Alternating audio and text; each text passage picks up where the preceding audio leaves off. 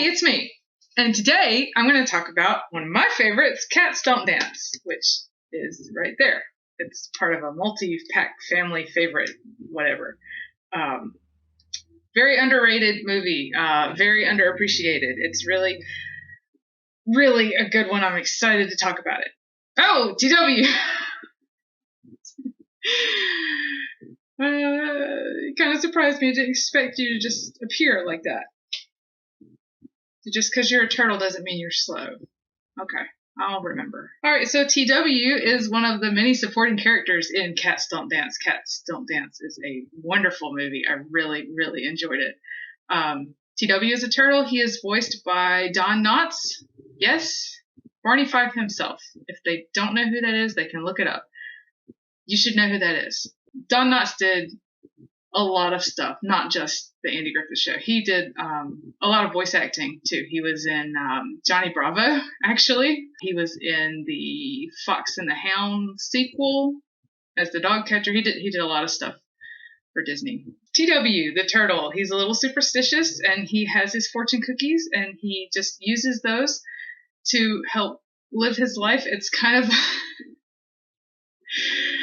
it's kind of a running gag in the movie. It comes up multiple times, and he's just a really great character, and I'm glad he could be here today. Yeah. Well, that's great. I mean, just thanks for joining us. It's nice to have you. So anyway, a little bit about the movie. It's a musical, which I don't usually go for, but if it's animated musical, that's different somehow, and I like those better. So, but the soundtrack for this movie is really great. It's very memorable. Oh, okay. TW says that Randy Newman did a lot of the music for the movie, and that explains a lot of why they're so catchy. Yeah, Randy Newman is the Toy Story guy. He did, You Got a Friend in Me, a lot of Pixar stuff. So Cats Don't Dance is the title, and Cats Don't Dance is sort of an unwritten rule in the Hollywood of the movie. It's set sort of in the 1930s-ish era. Danny is the orange tabby on the cover. You can see him. It's right there. And he is just a beacon of joy. Well, thanks, TW. Yeah, I am also a beacon of joy most days. Danny moves from Indiana, a place called Kokomo, to Hollywood to pursue his dream to become, to see his name in lights. Danny, the song and dance cat. And he is so confident. During his arrival song, he's like, it's going to happen for me. It can happen for you. Like, he is so sure. He knows it's going to happen. And it's just, I love that confidence and his belief in his dream. It's great. It's a beautiful thing that people probably should emulate. He was a good friend to you. He was very encouraging. He did. He reminded all of you. We'll get to that. There's this little pep talk at the end of the movie, and he just sort of kind of reminds everybody, why are they even there? Why are they doing what they're doing? So Danny is like one of the main characters, and then Darla Dimple, who is America's sweetheart, lover of children and animals. But she's not. She is awful. She makes the best villain. I love her character design. She's so tiny and like non-threatening looking, but she's psychotic and manipulative and just like she's a perfect villain. And then her butler, Max, he's fun. Danny shows up in town and he thinks it's only going to take him a week to land his big break and become a star. And no, there's a little bit more to it than that, but you got to admire his enthusiasm. What he does, he lands a little bit part as an extra in Little Archangel, which is the new Darla Dimple movie. And he gets one word in this movie, meow, because he's a cat, and that's what they say. And he really messes this up. He hands it up, and he just sort of steals the show and the spotlight, and just really, that was a bad thing for him to do. Darla does not take it well. She, six Max on him, puts Danny back in his place, and Danny is really confused about like, well, what happened? Did I hit a sour note, or like, how can I make it better next time, the next take? And it's like, no, nobody cares. You're an animal. You're in the background. You're an extra. Shut up. Nobody wants to hear from you. Wooly, the elephant, tries to explain to Danny that cats don't dance. He says, I want to get it right. What does he say? Oh, okay. Wooly tells Danny that the spotlight will never be on the likes of you and me. And it's actually, he says that twice, so it's kind of important for the audience to remember because it comes up now and it comes up later toward the end in the all is lost moment. And Danny is really, really confused by what Wooly and the other animals tell him because, he came here to pursue his dream and he's like, Hollywood is always looking for new talent. And they're like, no, talented people, not animals. You'll never be anything more than a background character. The spotlight will never be on the likes of you and me. And like all the side characters have their own dream. Like Wooly was going to be a composer and write music for the movies, and TW was going to be an action hero like Errol Flynn, like with the sword fights and the just like they all had just such big hopes and dreams. And then, the town just sort of beat them down and they kind of forgot who they were and gave up. I really, really love this movie because it's like a fun, colorful children's frolic, lots of animation, big musical numbers and stuff. But if you think about it for more than 2 seconds, it's basically about racism in Hollywood. Anthropomorphic storytelling. Anthropomorphic is a fancy word that just means giving human characteristics to things that are not human. So like all the animals in Cats Don't Dance walk upright, they talk, they wear clothes, all that kind of stuff. And it's a technique that allows storytellers to talk about concepts that may be uncomfortable to talk about in other ways. Like Zootopia is a really good example of this. Danny steals the spotlight and everybody is kind of whatever. And then later there is this sequence, and I think the song is called The Animal Jam. They're all in the back lot, the animals, just kind of hanging out, waiting to see if they're going to work that day. That's when you say, well, today is shot. I might as well go home and clean. And you just pop in your shell because you're already home. It's so funny. I love that part. This guy comes out and he's like, we just need the water buffalo for the stampede scene in the Tarzan movie. The rest of you go home. And so they're all just kind of standing there hanging out. And Danny shows up and he's like, I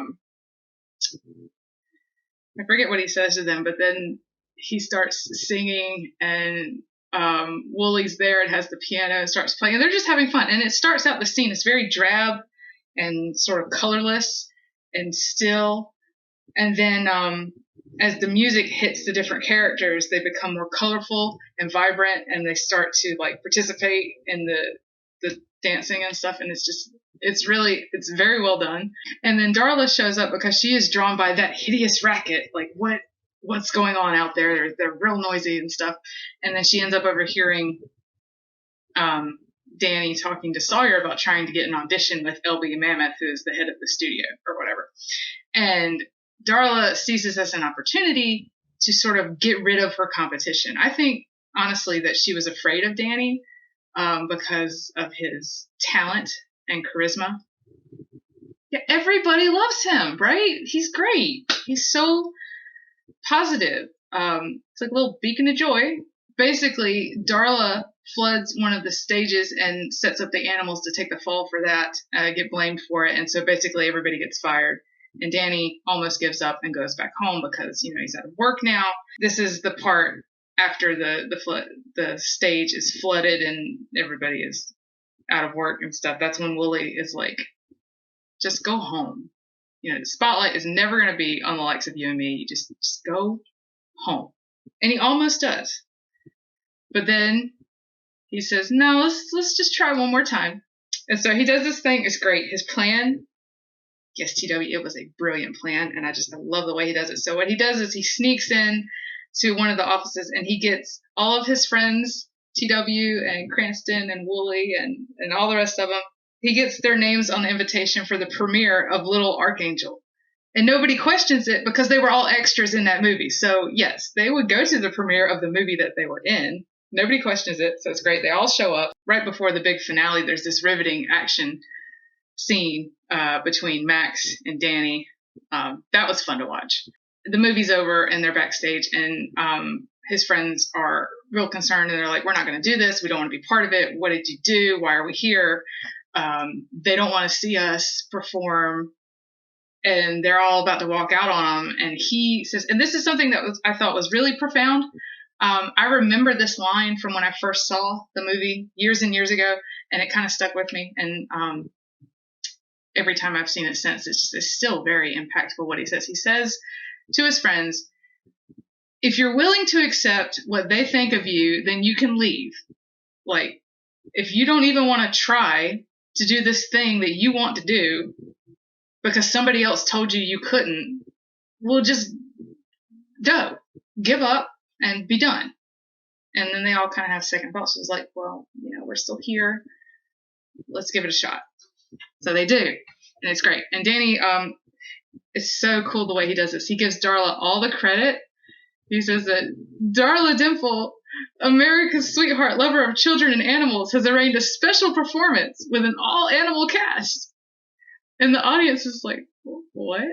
And he's like, yeah, because, lover of animals. And it's unusual, but not for Darla, because Darla is the best. And everybody's like, okay.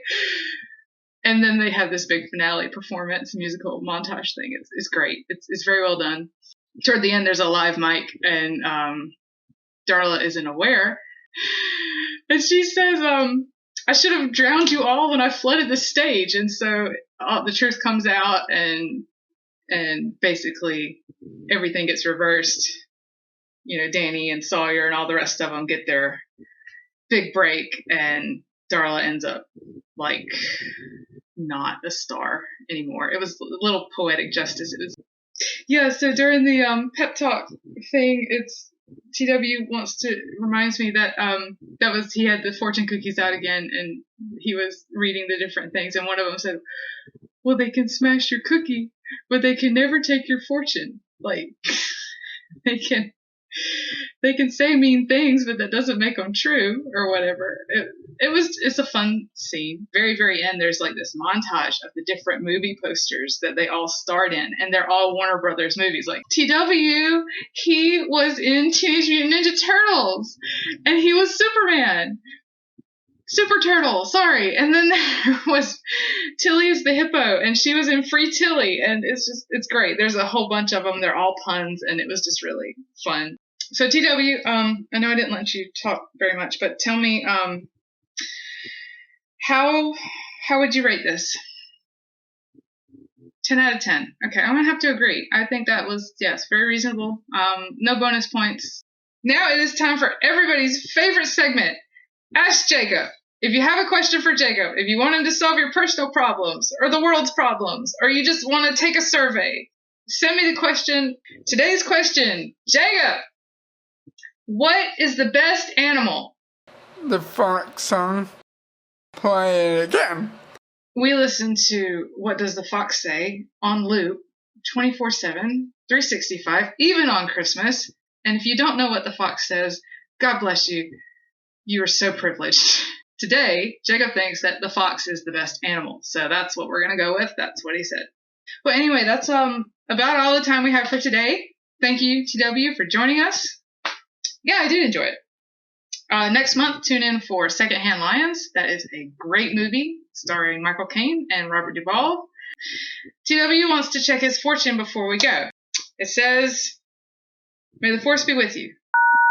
I cannot help you, for I am only a cookie.